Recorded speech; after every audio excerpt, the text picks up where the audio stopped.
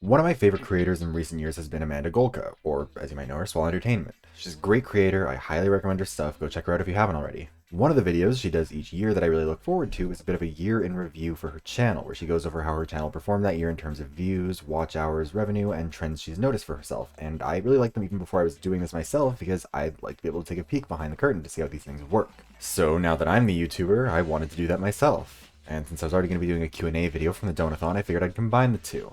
I've had a questions channel open in the Discord server throughout November, and you guys have asked a whole bunch of questions that I'm very excited to answer. The Q&A is going to be the second half or so of this video, so if you'd like to skip ahead to it, there are time codes below, and you can find them through there. However, for everyone else, this is how this video is going to go. First, we're going to be talking about broad strokes in terms of what this year has been like. If you've ever thought, like, I don't really understand what Viv's plan is with this. This is going to be the section for you, kind of. Next, I'm going to talk about the differences between pre-VTuber and post-VTuber content creation for me, since I started VTubing in May, and that split my first year pretty neatly in half. The third section is going to go over the data, particularly focusing on revenue, since I know that the money is what people are often most curious about. Spoiler alert, it is not exactly making me rich, but I do think transparency on this stuff is good regardless. I'm not yet at a point where I'm making so much money that I have to worry that it sounds like I'm bragging. We'll also talk a bit about sponsorship offers I've gotten and why I've turned them down, as well as some other relevant stuff. All these sections are primarily going to be about YouTube, since that is my biggest platform, that's where I do most of my stuff, but I'll also be touching on Twitch a bit since there's some relevant data from there as well. The fourth and final section will be the Q&A, and then we'll be done.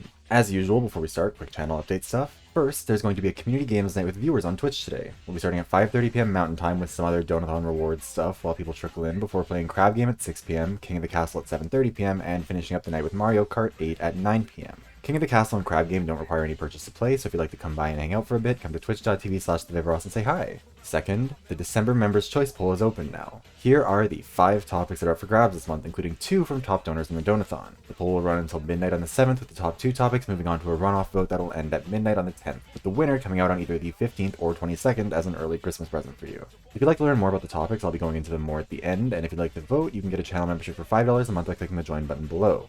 And as we'll get into shortly, memberships are a huge part of why I'm able to do this, so the support is always greatly appreciated. Anyways, with that out of the way, let's just get into it. Part 1. What's this year been like?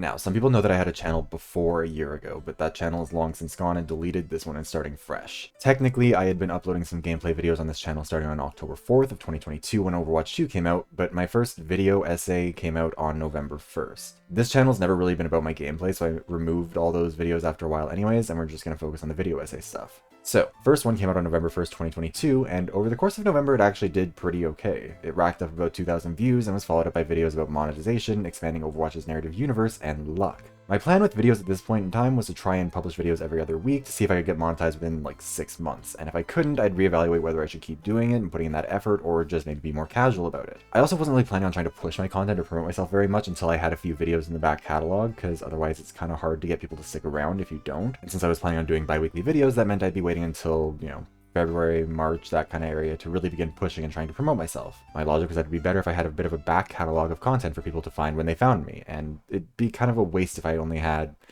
I don't know, let's say 4 videos up before my channel started popping off. Anyways, then the survivorship bias video came out and everything changed. I had a conversation with my friend Squidgy about how Blizzard doesn't understand survivorship bias because of something a dev said to SkyC on Twitter, and I thought, you know what, fuck it, and I wrote it all down, recorded it, edited it, and uploaded it all that day. Coincidentally, it was also the day that I submitted my first audition for a VTuber agency. At the time, I had 93 subscribers. I did not think that video was going to do very good numbers, I didn't think it was really going to do anything, but I figured why not. By Christmas Day, I had hit 2,800 subscribers, and by New Year's Day, I was at 4,000. The survivorship bias video somehow managed to cross 200,000 views by the end of that month, had a ton of engagement, and had dragged my other videos up with it. Except for the video about luck. That one was actually my benchmark for a flop for a long time after that. Not anymore. It has very much so been beaten in the flop department. Going into 2023, I had monetized the channel and I had gained a bit of an audience, but I wanted to just stick with what I had been doing. I mean, it worked before, and I figured it would work after, and it mostly has.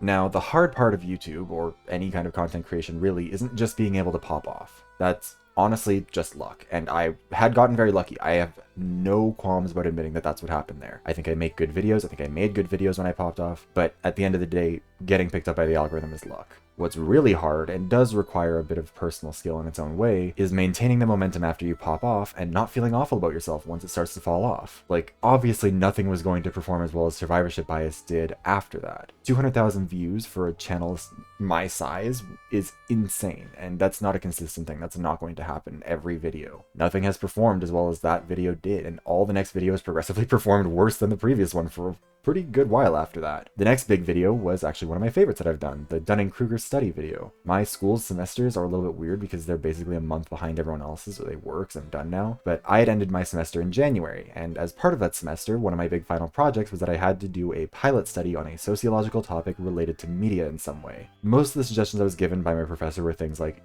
ask people how they feel about TV shows when they're watching them or something like that, but I thought I'd do something different and make it about video games, and specifically the Dunning-Kruger effect. To do so, though, I needed gamers to study. Thankfully, I had just found roughly 4,000 of them that I thought I might be able to trick into participating.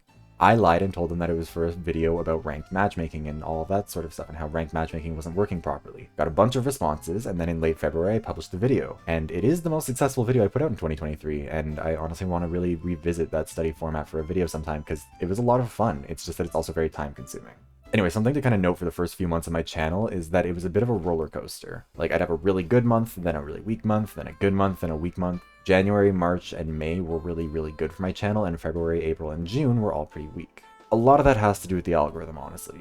January was good off the back of December. March was good because of the Dunning-Kruger video coming out at the end of February that boosted it and the next couple of videos. And May did really well because I was uploading pretty much weekly and the algorithm likes it a lot more. February didn't do great because I took a break around the end of January for school. All the April videos were pretty niche topics, and in June, 2 of the 3 videos I posted weren't about Overwatch, so they kind of flopped. May was also when I started VTubing, which had some weird impacts that we'll talk about a little later, and June also kind of flopped because I did a really long charity livestream that led to losing a ton of subscribers, which the algorithm doesn't like. Speaking of that charity livestream, by the way, if you watched that or you were aware of it, it ended up raising $321.70 for the AltView Foundation, which is a charity that works to support queer people in rural Alberta, which I am still very proud of. It's one of the things I think I'm most proud of in the entire time I've been doing this. I've gotten a bunch of comments from people asking why I actually started VTubing, especially right after it started, and honestly the answer is kind of complicated. There's a few layers to it. I actually did have a face cam on Twitch for the first 6-7 months of doing this, but it is really stressful. It burns you out to know that your face is on a live feed for multiple hours straight a day. So if you make a wonky expression, or you scratch your nose and it looks like you're picking it, or even you just don't look good that day, it sticks. But I also didn't want to be a fully faceless creator because I think that makes it hard for people to really connect with you and what you're doing.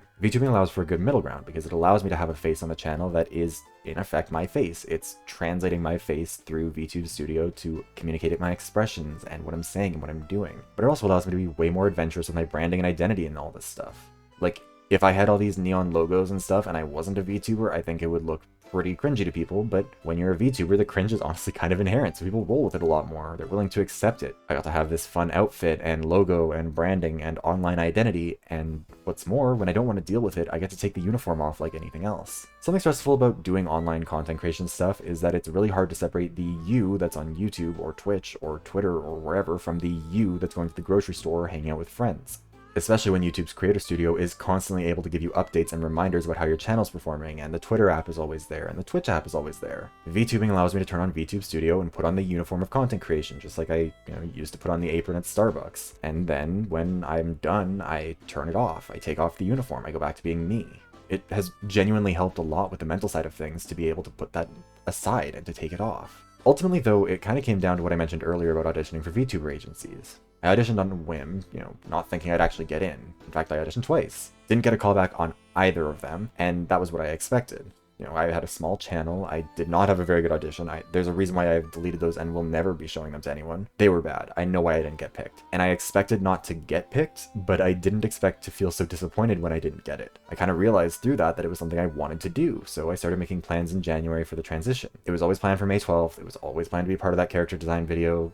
I'll talk about it a little bit more later, but I think part of why that video is one of my strongest, even if it's not my most viewed, is that it's the one I put the most time and thought into over the last year, and I do like being able to take my time with the project like that. Something to note here also is that I had kind of wanted to diversify away from Overwatch stuff for a while before starting VTubing. I didn't want to be altogether done with it, but I was starting to feel myself getting burnt out on it, and while I wasn't there yet, I could tell I was approaching it. Plus, I wanted to be able to talk about other things. I don't want to just be an Overwatch YouTuber, because ultimately I have other interests. I was also finishing up my final semester for my degree over the summer, so my plan was to just kind of spend it making the kind of content I wanted to make so that I could have some more fun with it, and it would be a little bit easier, and also so I could establish that as a part of my channel. July was a pretty weak month because of this. August popped off a bit with the Members' Choice video from that month, and we'll get into those as well soon. And then I took most of September off so I could finish my degree, so September also kind of flopped. I did my donathon on Twitch in October, so I was uploading a little bit more sporadically there, but I did finish out my final month of my first year of video essays with my 31st video essay on the 31st of October, 2023. And that's what's up next. Part 2. Let's talk videos. So, of those 31 videos, 16 were pre-VTuber and 15 were post. I revealed the model on May 12th in the video about character design, and I include that one among the post-VTuber ones, and since then the reaction to the model has been pretty positive. I've definitely gotten some negative comments, people saying like, oh, this doesn't add anything to the video, but if you watched me prior to May 12th, you know that my current videos aren't really that different with the model. Like, I still had the little picture in the bottom right corner, the circle was the same size, it was just an audio reactive instead of a live 2D model. I think the bigger difference is that after debuting the model, I decided to focus on doing more non-Overwatch content. And while those videos never perform as well as the Overwatch ones, I do really love making them, and I'm going to keep doing them going forward. In April, right before the debut, I opened up my channel memberships and began doing my Members' Choice videos. Channel members pay $5 a month to support me, and we are going to talk about the money involved in that later. And the main perk is to vote for one of the topics I cover that month. At the start of each month, I offer them 4 or 5 topics. As of right now, the format is 5. We do all 5 in the first week and then spend 3 days doing a runoff between the top 2. The winning topic of that usually comes out later that month, although sometimes the next month if it just takes too long. Roughly half of the videos I've done since April have been Members' Choice videos, with some doing really well. The representation one, fixing obvious problems, and Omnix, and others have been more niche.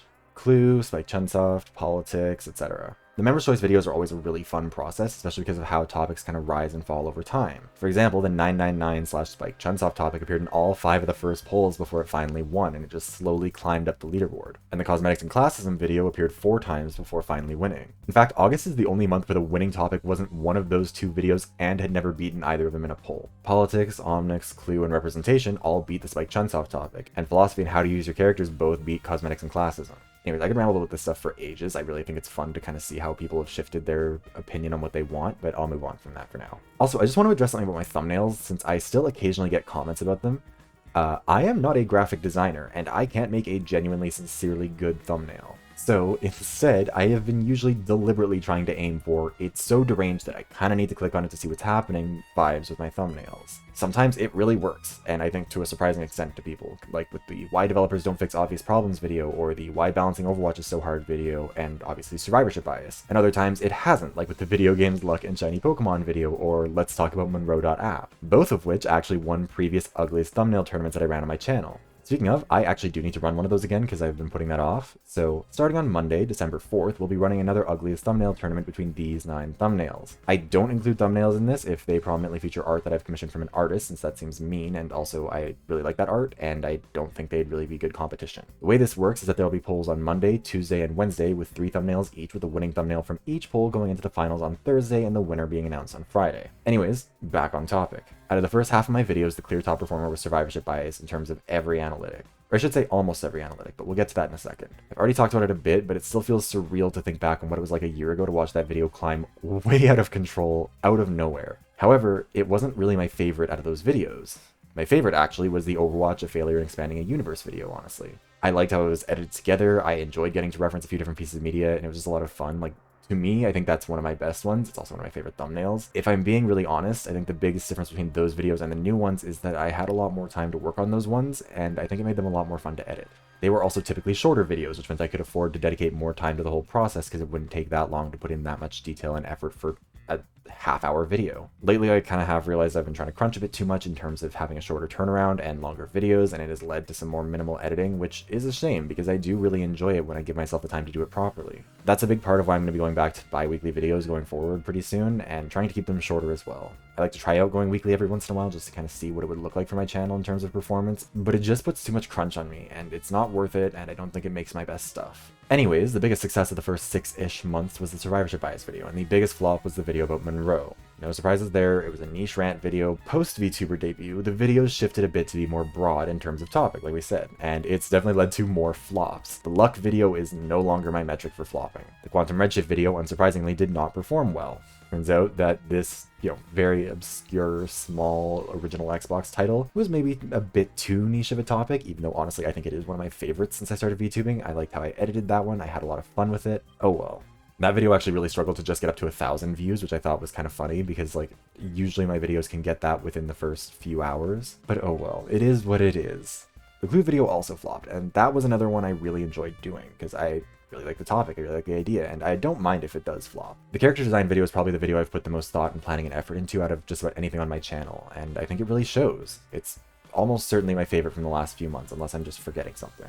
While working on this video, one of the things that I've kind of realized that I want to go back to is just those shorter, smaller videos about a specific element of Overwatch stuff. The one that really comes to mind is the tilting is a skill issue video, which got a very positive response. I'm very happy about that video. I think it's one of the smarter ones I've done, honestly, because I think it helped a lot of people. I still sometimes get people leaving a comment or even in a live chat on Twitch who will say hey, I watched that video and it reframed how I saw games and competitions and it made me enjoy it more. And I think my more recent content has still been good. I don't think it's bad, but I do think I'm kind of going for topics that are so broad that they can't have that kind of an effect. Ultimately though, over the last 6 months or so, I think the bigger change has actually been on Twitch, where I've been a lot more active and playing a lot more stuff. Prior to VTubing, I didn't really love streaming that much, I'll be fully honest. I didn't like the feeling of having to try and look my best. I didn't like the feeling of just constantly being on camera, and I didn't like just playing Overwatch, which is most of what I streamed back then. But since I've started VTubing and I've diversified what I do, I love it a lot more. It's really good time. Honestly, I've been enjoying it so much, it's kind of been getting in the way of videos a little bit. Usually I used to stream maybe 8 to 10 hours a week, and I'd be able to use the gameplay from streams as B-roll in my videos, because all I was playing was Overwatch. But now I stream closer to 20 hours a week, and most of it's non-Overwatch stuff, and I can't really use that footage. So now I have less spare time to work on videos, but also more work to do for them. And I think going forward, I'll probably be chilling out on the streaming a bit so I can find a better balance for it. That being said, I've kind of been jumping around the data a bit because I didn't want to give too much of it away, but we should probably just get into it. Part 3, the numbers, Mason. So here's what we're going to do. We're going to go over views, then watch hours, then subscribers, then revenue. Since revenue is usually the part people are most curious about, and also I have the most to say about it. Also kind of relevant, I wasn't monetized for November of 2022, so that date is a little short. I will also talk a little bit about Twitch, since I also have some fun numbers from there to share. So, in the first 12 months of my channel, I got a total of 723,130 views, with the biggest hitter obviously being the Survivorship Bias video at 256,000 views. 4 of the top 5 videos were all from 2022, with the only 2023 release being in the top 5 being the Dunning-Kruger video. A really successful video acts as a bit of a tentpole video, again lifting this from Amanda from Swell Entertainment. Again, watch her stuff, she's great, but a tentpole video is a video that lifts the rest of your videos with it a bit. So Survivorship Bias helped out all the other videos on the channel at the time, except for the luck video. The other tentpole videos, in my opinion, although much smaller than that one, were the Dunning-Kruger video, the character design video, and the obvious problems video in August, which all helped to boost the other videos on the channel a bit. Over on Twitch, my biggest month for average viewers was September, at 11 average viewers per stream, which I know it doesn't sound like much, but in my defense, pre-VTuber I was averaging less than 3. October also saw a bit of a fall off in terms of average viewership, but that was mostly because of the Donathon running 24/7, and since most people didn't just leave it running 24/7, average viewership tended to drop a bit. In terms of watch hours, the top 12 videos all stay the same, but the order gets shuffled a bit. I had 102,536 watch hours, and Survivorship Bias is again in the top spot at 24,696 hours.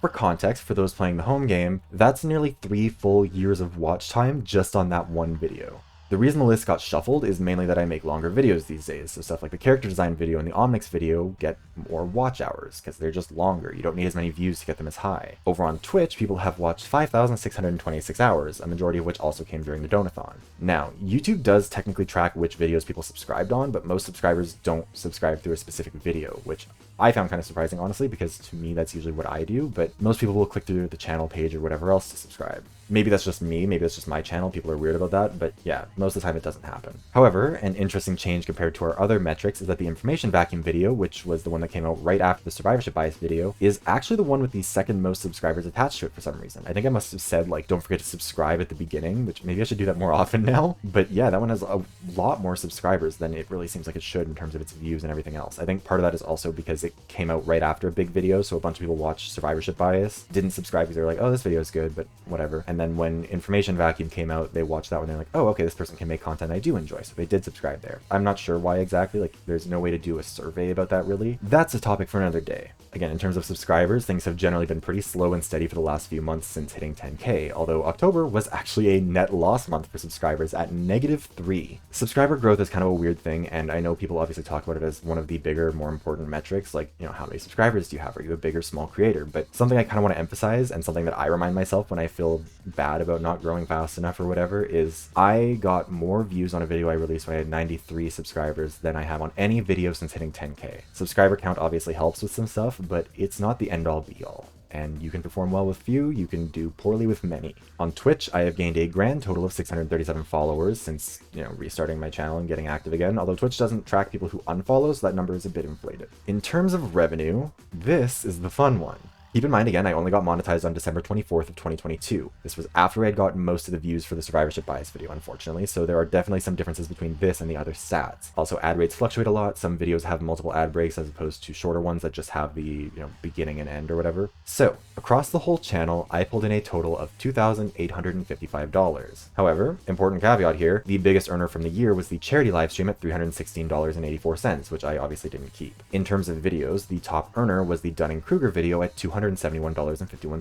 The Survivorship Bias video came second at $262.73. Character design video was third at $180.10, and the Omnic video was fourth at $130.94. Also, this is all Canadian dollars in case you're curious. I am not going to be converting everything back and forth forever. I know we're only doing the first 12 months, so these aren't being included in like this video. They'll be talked about next year if I do a wrap-up video, but you might actually be surprised to learn that 2 of the 3 November videos, the ones about classism and Overwatch's narrative problems, are actually the 10th and 11th highest earning videos on my channel, respectively, even though they've only been out for a short period. Part of the reason why is that they both benefited from that holiday ad spending boost. They're 14th and 19th respectively in terms of views, but you don't need as many views when ad rates are good if you want to make money. In terms of top earning videos, there's a real shakeup compared to the other categories in general, such as the politics video being the 8th highest earning video despite not having very many views. And while some of that does come from fluctuating rates, like I mentioned with the classism and narrative problems videos, the bigger influence is actually channel memberships. When we break things down by revenue source instead of by video, you can see what I mean.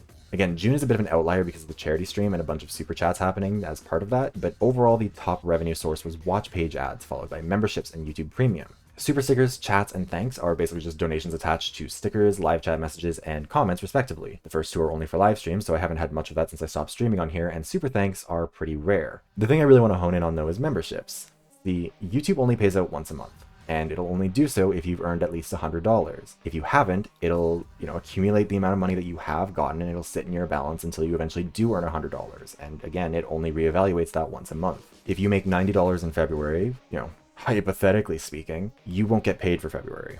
You have to make another $10 in March, then you will get paid in April, all of the money from February and March on about the 21st, 22nd is usually when it happens. I have actually only ever failed to meet that threshold once in February, and it was a big part of why I decided to open up channel memberships. I opened them in March with the first Members' Choice video coming out in April, and ever since then, memberships have made up a major portion of my channel's revenue. In fact, in July, August, September, and October of this year, I made more from memberships than from ads and YouTube Premium combined, and in July, September, and October, I wouldn't have made enough to get a payout if not for channel memberships. When calculating a video's revenue generated, any memberships purchased directly from that video are credited with that revenue. If the membership was purchased through the link in the description rather than the join button, or you went directly to the join page, it treats it more like floating revenue that isn't connected to a specific piece of content. This is why I say my channel members are a huge part of why I'm able to keep doing this whenever I do the thank yous at the end of my videos. YouTube is really inconsistent. All content creation is when it comes to making money from it. Ad rates fluctuate wildly, and on top of that, sometimes the algorithm just isn't vibing with what you're doing, or viewers just aren't vibing with what you're doing, so they're not watching as much. I love doing this, and I don't do it for the money, but the money is what allows me to justify treating this like a part-time job in terms of investing time, effort, and honestly money into what I do. And the channel members are the biggest factor in being able to do that. If you are a channel member now, or you ever have been in the past, seriously thank you. You make this something consistent and a lot more predictable, and that has more of an impact than you could ever know. If you've been a channel member, I hope you've been satisfied with the videos you voted for, and I can't wait to see what the future holds for those. I know money is tight for a lot of people right now with the holidays, with the state of the economy, everything like that. As a fellow broke boy myself, I absolutely do not begrudge anyone who has canceled their memberships or who's just decided they don't really want to or can't or whatever else. I've gotten a few messages and comments about this over the last 8 months, so I just kind of want to state this here kind of explicitly, make a clear statement about it. If you get a channel membership, not a commitment to anything. I do not take it personally if you cancel it for whatever reason. You don't owe me an explanation or anything, and certainly you don't owe me like an apology for it. It's your money and my content is freely available for a reason. A few people have said they've also avoided like engaging with my stuff after canceling a membership because they felt bad or were worried that I'd be upset or something like that, and I just want to say that as much as I do appreciate the support, I am not owed that financial support. There's no obligation to continue providing it if you don't want to or you just can't. Please don't feel like I'll be mad if you stop or anything like that. Again, I really appreciate them, but to me it's like buying a friend a bag of chips as a treat one time. It doesn't mean that I feel like you owe me a bag of chips once a month, every month, forever, or else you're a bad person or anything like that. Twitch doesn't track revenue by stream, so it's a little bit harder to do what we did with YouTube, but we might as well look there too. In terms of total revenue, I made $494.45 USD through Twitch in terms of subscribers, bits, and ads. Twitch also has a minimum payout of $50 a month, and outside of October when I did the Donathon, I've yet to actually hit that threshold in a single month. However, October was when I was doing my Donathon, and honestly the most shocking thing there is that I made nearly $100 in ads alone. Turns out if you're live for 18 entire days in a month, you can actually make some decent ad revenue from Twitch as a small creator. Very sustainable. So there were about $130 in donations made through PayPal from Twitch, so we're going to round this up to about $800 Canadian on top of the $2,855.04 Canadian from YouTube and call it a day there at roughly $3,600 in revenue. Again, I want to stress this is revenue, not profit. This doesn't include expenses like art, equipment, software, or anything like that, or the money that was donated to charity that came through as revenue. My model, for example, cost $800 US. The channel branding and overlays and logos were around $300 US, and the artwork, emotes, and other assets I've gotten for the channel can range from as low as $15 US to about 200 Canadian dollars, you know, at the high end, depending on the artist. If I want to buy a new game to stream or to make a video, I can try to get it on sale if it's older, but I might still have to drop 60 to 80 Canadian dollars on it. If you want to know why I'm rarely streaming the hottest new games, it's because I do not have buy every new AAA game money, and I'm not getting free review codes. The only exceptions I've made in the past year have been Baldur's Gate 3 and Tears of the Kingdom. I treat this like a business in terms of prioritizing expenses that will serve as investments, particularly when it comes to stuff like artwork. People don't tend to think of it that way, they tend to think of it as a pretty shallow, self-indulgent thing, and to some extent I guess it is, but people click on streams more and watch videos more and engage with you more when you've got the cute model and the pretty artwork and the nice branding and all that stuff. And while I won't go over all the details of all the expenses I've incurred from this here, I can definitely confirm that it has been a positive investment that I don't regret in the slightest. In terms of sponsorships, I know I mentioned it earlier, but there haven't been any sponsorships for a reason. I have been offered a couple though. I got an offer for a VPN sponsorship in the early days that I turned down because I didn't know if I could trust them and I wasn't confident in my channel's ability to perform. And I got an offer from Raid Shadow Legends that I turned down because I'm not taking that one unless they pay the shame fee for having to publicly associate with them. And they didn't want to, at least not without me committing to either doing multiple months of a sponsorship for it or getting a really high view count for it. I don't know how people would respond to me taking sponsorships in general, but obviously people don't love them being there, especially when it's from something like Raid, so if I'm gonna take one, it needs to at least be worth it. Like, I'm not opposed to taking sponsorships in the future, but I expect to be paid appropriately to promote something I can stomach if I'm going to. And of course, I got approached by Monroe.app to be scammed back in April, which, side note, it genuinely made me really happy to get a bunch of DMs and comments on that video from other creators who were approached by them and were able to avoid their bullshit because of it. I wish I honestly had more juicy details about sponsorships, but unfortunately at my size, you don't tend to get many offers, and when you do, they're not particularly good. But anyways, that's basically the review of the first year of the channel. I hope you've enjoyed this little look behind the scenes. I don't know if anyone cares about this or not, but I figured it'd be good to at least be transparent about it and kind of just wanted to rant about analytics and channel performance for a bit. However, if you're here for the Q&A, now's your time. There were a bunch of questions. I was very happy to get some engagement. I was kind of worried that doing a Q&A video was going to result in me being like very adamant about promoting it, and then I'd get 3 questions and not really be able to make a video out of it, which is kind of why I initially combined it with a channel review, but obviously it got a lot of questions and had a lot to talk about with the channel, so now we just get a long video. The way this is going to work is I'm going to put the question and the name of the person who asked it on the screen. I will read out the questions and then my answers. We're going to try and go through this relatively fast, but I mean, it's me. You're here for a long haul, I'm sorry. So for our first question, what are your personal thoughts on the current direction the Overwatch team is going with Sombra? I think it's generally going in a good direction, honestly. I've said it a few times on stream, and maybe someday I'll make a video about how the rework went down because that was my first video, but I really do like it. Sombra was originally a specialist hero, and I think some of the earlier attempts to rework her lost that element of her a bit and made her a bit more of a generalist. Right now I think she's back in that position of being a hero that you either get or you don't, and most people don't, and I think that's actually good. It leads to more interesting opportunities for her to be a wild card in the right hands, and I think it's made her gameplay a lot more interesting and dynamic. I definitely die a lot more with her now, but I also enjoy her a lot more now. Are there any topics you really wanted to talk about but aren't quite sure how to make it into a video? If yes, are there any examples you'd like to share? So I've always had the approach that I'd rather make what I want to make, even if it flops, rather than making things I don't think will perform well. So even with stuff that's out of the box for my channel, you know, Quantum Redshift, Clue, Spike Chunsoft, whatever, once I have an idea for a video in mind, I'll usually stick with it until I can figure out the angle to approach it from. There have really only been 3 topics that I've held on to for a long time because I either couldn't figure out the angle or just wanted to do something specific with them. The first was the video from a couple weeks back about kids and killing games, which I've wanted to do for literal years, like before I started this channel, but I decided to hold off until it could coincide with the Ballad of Songbirds and Snakes. The second is a video about Fusion Frenzy and the weird world of party games that is still in the works. I have been working on it since like the summer. I just keep pushing it off for some reason. And the third idea was a video exploring drag and VTubing as examples of performing as characters and what you can get away with it. The first one obviously got done eventually. The second will hopefully be out soon as my bonus video from the Donathon, I think. And the third one was picked up by Puppo for his Donathon reward topic. There's also some stuff that's currently in the too nebulous of an idea to really explain it yet camp, and I don't want to give too much of that away, especially because I don't know where I'd go with it. What is your favorite aspect of the Overwatch lore? Probably the heroes, honestly. There's a reason why I keep making videos about the heroes more than any other element of the lore, and I think it's because in spite of some really lackluster or incoherent storytelling, the characters are overall pretty great. I'm hoping the last few months are a sign of what's to come in terms of actually advancing the story, because I think they've been doing better about it, and I hope they figure out what's going on with the lore going forward, but regardless, I think the heroes are still my favorite bit. What is the difference between perceived actual LGBTQIA representation in video games and pandering? Is there such a thing? Obviously, I'm punching a little bit above my weight class here in terms of not being an academic in this field, but I don't think pandering is inherently bad. There is definitely a difference, don't get me wrong, but the problem with representation through pandering is that it tends to lead to surface-level reproductions of stereotypes, or else it tries to get away with doing as little as possible, since the incentive is to try and make something for queer people without really engaging with queer people. Also, as we've all hopefully learned from the new Hbomberguy video, queer people are just as capable of appropriating other queer creators' work for personal profit while sucking the proper meaning out of it. Thoughts and prayers to James Somerton. I think you've probably had a rough night. Deservedly so. However, I think ultimately good representation in games comes from characters who are unapologetically queer and open about it, especially because we're kind of starting from a pretty rough position, you know? I think a big issue with representation in gaming is that the representation hasn't been, there's not as much of a legacy of it, I guess. There's not as much of a history of it because it's a newer medium, and also the medium was not exactly the most gay friendly for a long time. It was, when it was at least including queer people, it was often fetishizing lesbians for a male audience, but that's a different topic. Ultimately, I think that good representation in games comes from characters who are just unapologetically queer and open about it, and where the story embraces them as full characters, including their queerness, rather than watering them down and only engaging with non-queer elements of who they are. And I don't think that's incompatible with pandering, it's just unlikely because most pandering is just starting with the question, how do we get the gays to give us money, and trying to take the shortest possible route to the easiest possible answer. Why? Just why? Mental illness and unemployment. What is your full legal name, address, IP and physical, and whatever is the equivalent of an SSN in Canada? In Canada, it's an SIN, social insurance number, and I'll make that a donor reward next time I do a donathon. But also, my credit's bad, you don't want my identity. Do you enjoy many other games outside of Overwatch? If so, would you consider doing a video about them as well, and are there any topics you'd like to explore in particular?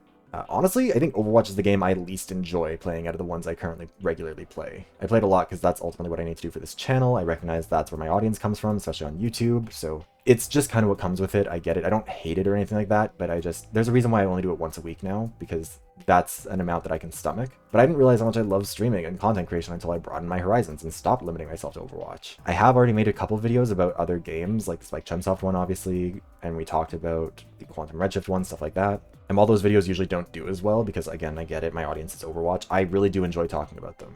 The hard thing is coming up with something that I know enough about to feel like I can say something about. And in particular, I really like videos where I can kind of compare and contrast different pieces of media. So the Overwatch Expanding a Universe one was really fun because I got to do that. Kids and Killing Games one was kind of in the same vein. And so maybe that's kind of the approach I'll take with it more in the future. But yeah, I mean, I kind of talked about it also already, topics that I would like to explore. But I think I just kind of want to do more, see what I can do, see what's out there. What do you think the future of Overwatch will hold now that Microsoft has acquired Activision Blizzard? And what is your opinion on Bobby Kotick leaving his position as CEO? I think people are way too confident that Microsoft acquiring a developer means anything good for that studio. They have done big buying sprees before to acquire major developers to try and buy their way into market domination, and it has never worked out for pretty much anyone who's acquired by them. I hope it'll be good. I hope that games get better because of this. I doubt it will be because Microsoft is going to Microsoft.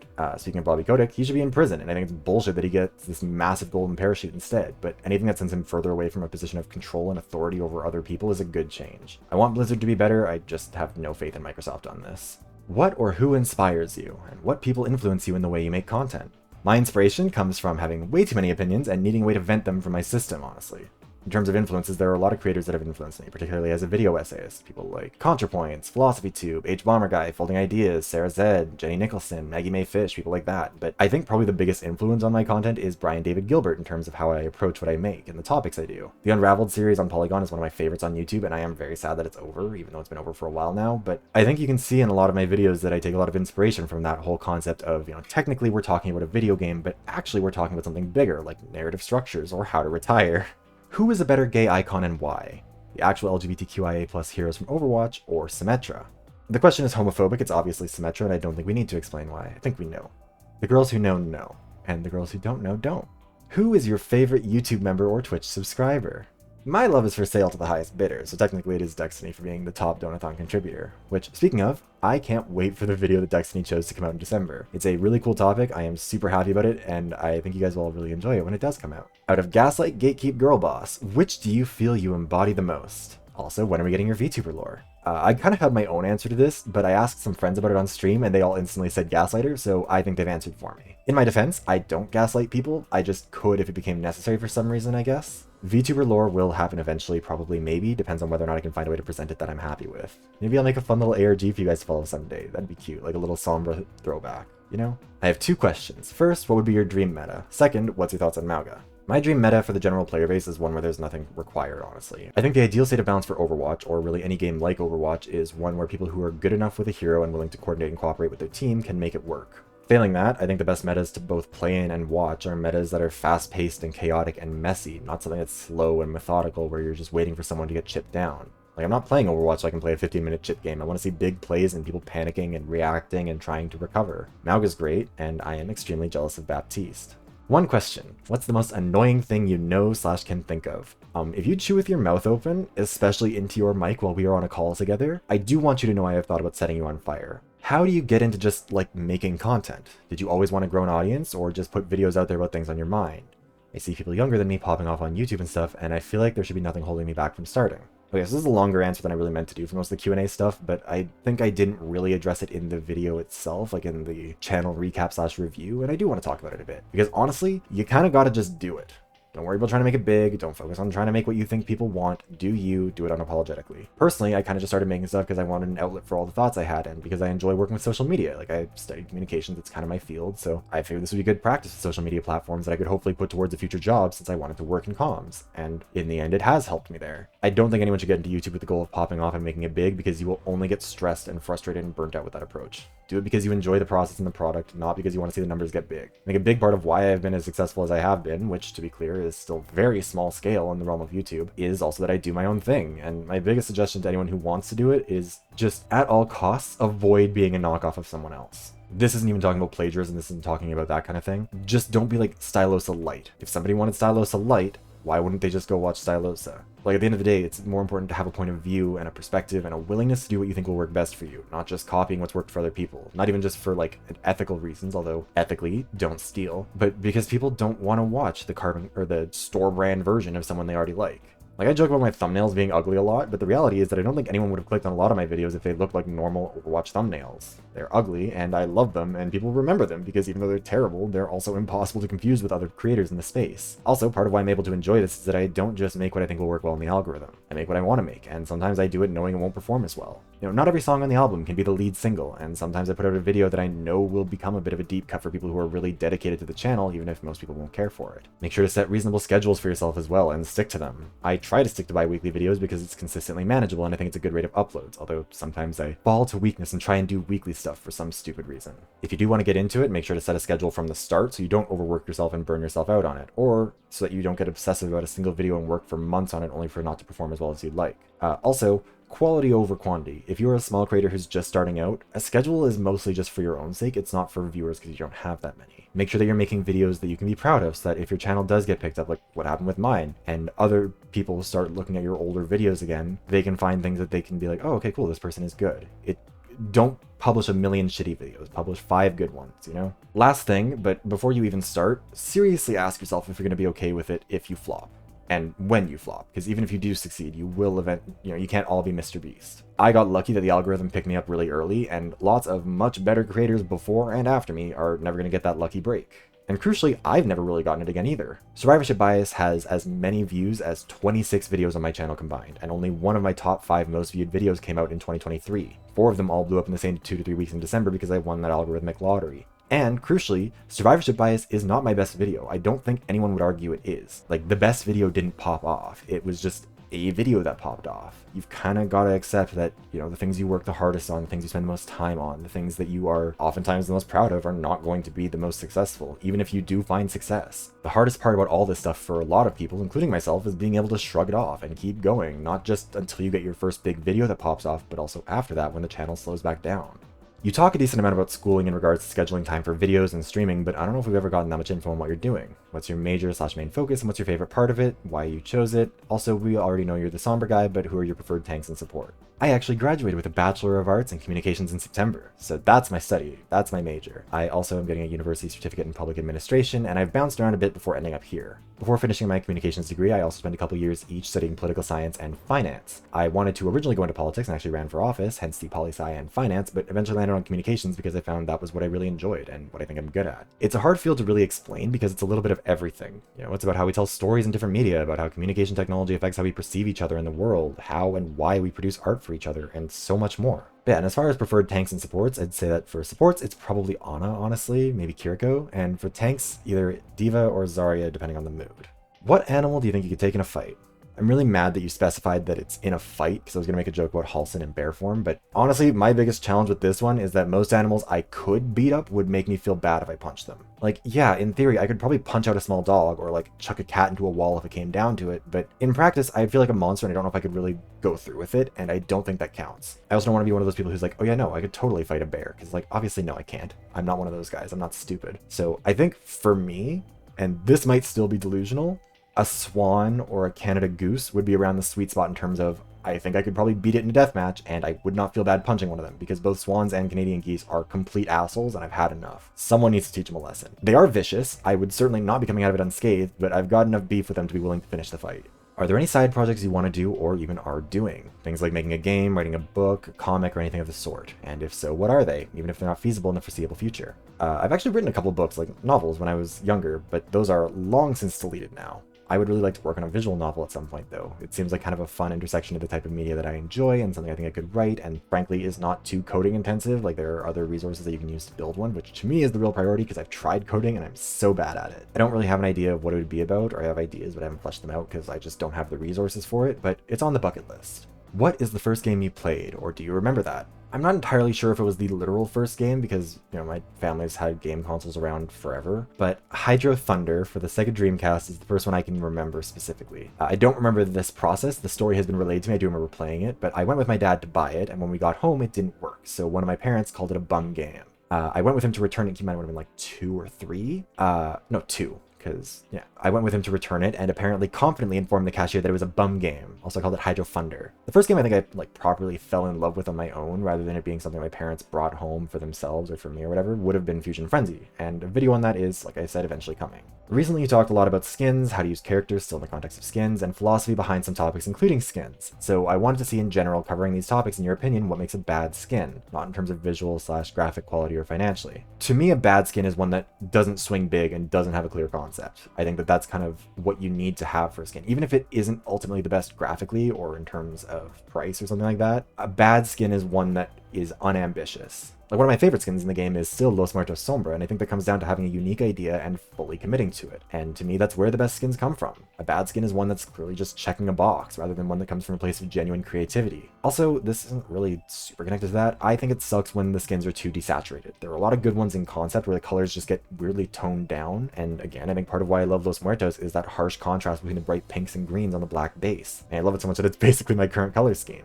Oh, I'm curious, what made you want to make and post your first video? Honestly, I have an issue with a topic getting stuck in my head and just rattling around in there infinitely, especially since I live alone, studied remotely, and didn't really see people very often back when I started making videos. Making videos was a good way of getting the thoughts out of my mind and being able to just move on, rather than ranting to myself in my car about the same thing endlessly. Plus, I just really love video essays and I wanted to try my hand at it. What are some of your favorite books/authors/genres, and what kind of themes/skins would you like to see in the future of Overwatch 2? Not gonna lie, I am terrible at sitting down and reading actual books as an adult. Like, I don't know when I last read a full fiction book that wasn't for school. That being said, I love mysteries. The more unhinged, the better. I think, honestly, part of why I don't read as much is because I've found that kind of story more engaging in other media like TV shows, movies, or video games. As far as themes and skins that I'd like to see in the future go, I don't really know if I have anything in mind that would be like really fun. I would kind of like to see just more cohesive themes, like actually coming up with a concept that kind of is a whole package. Like, I think it'd be very fun to see those based around colors, you know, an all pink line, the Barbie girl line. What gives you the motivation to keep going? And what traits do you aspire to share with the world? How do those traits influence your content? In terms of motivation, honestly, I have no idea. I just kind of decided this is what I'm supposed to do, and so I keep doing it. And I know that feels weird to say, but it honestly just kind of happened, so it continues happening. As to the second and third parts, I think I really just want people to be more critical of the media they consume and to try and do so in good faith. Stuff like Overwatch is a good way to start prying open the way things work if you're willing to look for it, and I want people to come away from my videos wanting to be more active, critical consumers. If you could add a new mechanic / ability to Overwatch, what would you pick? I'm terrible at this sort of thing because I'm not a very creative person in terms of like thinking of new ideas outside the box, again, just like with the skins, but I think it'd be fun to have something that's like a reverse tracer recall where you lock an enemy in place in space and time for a second or two. Like kind of like sleeping them. If you played Borderlands 2, it's kind of like what Maya could do with her siren powers, but cooldown, static position, all that stuff are also frozen, even if they're in midair or something like that. And by fun, I mean everyone would hate this with a passion, but in my defense, you did ask Sombermane what he would do, so... Smash or pass, Doomfist. Smash, duh. Goes for basically the entire male Overwatch roster. How will you celebrate the new opening of a public gender-neutral bathroom? Kissinger's grave. As a Canadian, I think the most appropriate way I can celebrate is by stepping aside and letting the long line of people wronged by that fucking freak go first. Favorite Overwatch ships? Anything gay, to be honest. Love seeing Mihan and Maltese, like 12 out of 10 content there, especially when Lifeweaver kind of just shuffles his way in as a third. What is your opinion on Mercy? She's an example of how poorly Blizzard planned Overwatch 1, honestly. Maybe one day I'll make a video about that, but the TLDR version is that absolutely anyone could have seen the problems Mercy would cause down the road with her kit on launch, and she's become an impossible hero to balance, not just to make her appropriately powerful, but also to make the player base happy with her. People have latched onto her as the source of all the game's problems, which she isn't, but it makes it especially hard to fix her. And also, content creators who rely on Mercy's broken and she's why the game is ruined content should delete their channels, because they've got nothing to say that's worth listening to, and they're just rage baiting for clicks. Why is Overwatch specifically the main piece of media you analyze in your essays? And to add on, do you imagine that in the future you'll focus more on other games / media in your essays? Overwatch is the thing I know the most about, so it's the thing I can usually analyze the most without having to do a ton of new research into things I don't have experience with. Like, the turnaround time on videos is short. I don't have 8 months to work on a video, so I don't have time to like always go into a new topic, so using Overwatch as a jumping off point works well for me. I have done a few videos on other pieces of media, and I'd love to do more going forward, but I'm also just wary of the fact that most viewers on my channel are here for Overwatch and aren't going to watch the other stuff, so I don't want to overdo that. Also, honestly, it's hard to find new things to say about other media that I do enjoy. You know, I don't want to retread topics that others have already covered, and for a lot of media I enjoy, it's hard to find the angle I can take on it that wouldn't just be retreading old ground. Should I play Overwatch? As a friend, an ally, and a good Samaritan, I'm going to tell you to save yourself in this game and find something less mentally damaging. But if you do decide to play main Sombra, if you're going to hate your life, you might as well make everyone else hate theirs too. And for our last question, what are your thoughts on Marx? I'll answer with a story.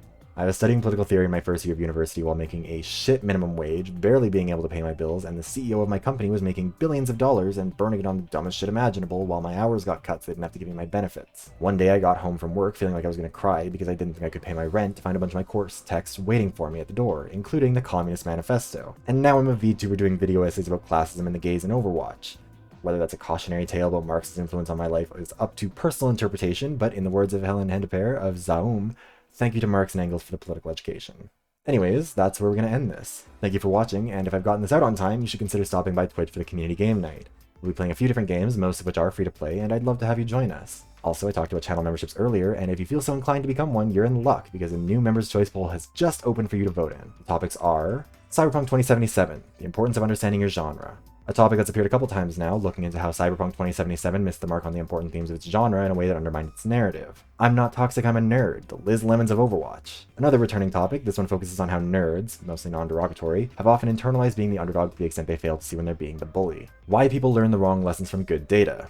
A topic that was originally introduced last month that would focus on why data is so hard to interpret in terms of what actual lessons can be learned from it, and how Overwatch's stats can be both technically accurate and deeply misleading about what went wrong or how to fix it. How video games distort people's perceptions of real-world resources. One of the two Donathon reward topics, this was suggested by David Demantoid and would involve conducting a study similar to the one from the Dunning-Kruger video about how certain video games affect people's perceptions of precious metals, gems, and resources. And drag queens, VTubers, and Jester's privilege. Our second Donathon reward topic, this one was suggested by Papa Losfeld. We've actually workshopped this one a little bit since introducing it to focus specifically on the idea of Jester's privilege, or in the words of Bianca Del Rio, how the face we put on for this sort of stuff allows us to get away with murder in ways that we never could if we were just being ourselves. If you're already a channel member, you can find the poll under the community tab of my channel, and if you're not, you can become one for $5 a month by clicking the join button below. Thank you to all my channel members, past and present. Apologies if there are some old usernames in here. YouTube isn't great about saving this data, so I've had to go through old video scripts for it. Insert name here: MiniQ, Olesp, Cage the Orc, Nballs, The Afro of Doom, Surtur Z, Waron, Dimzoms, Gvost, Kirby PPG, Alex Stone, Lenny, Lewis McCaig, Enzo_EXE, Kempton, Squidgy, Shiver, Disprozy, Sebastian Snow Miller, Nemo the Survivor, Indy D, Nebby Bag, Adam Bennett,